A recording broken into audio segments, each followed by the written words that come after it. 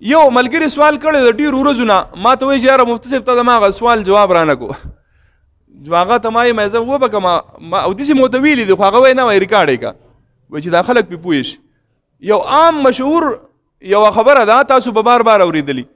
چې د ابو جهل د نبی علیه الصلاة والسلام ترو اورېدلي هم دا لکه ابو جهل د نبی علیه الصلاة والسلام خپل ترو او د نبی علیه الصلاة والسلام مخالفت یې کو بدبخت او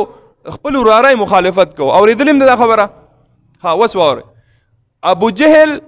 آیا د نبی علیه الصلاة والسلام ترو و او که نه نو بایي ابو جهل د نبی علیه الصلاة والسلام سره هیڅ رشته نه وه دا د نبی علیه الصلاة والسلام تره نه دی او د دې خبرې دا وضاحت ځکه ضروري دی چې اکثر خلک یې په بیان کې هم وایي نو ځکه مې ورته دا وضاحت وکړو ابو جهل د نبی علیه الصلاة والسلام تره نه دی ها ګاونډي و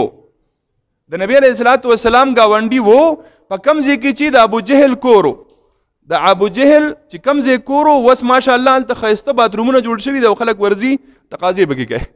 کوم ځای کې چې د نبی علیه الصلاة والسلام کور دا یو بل ته نږدې نږدې دي د نبی علیه الصلاة والسلام په کور مبارک کې لایبرري ده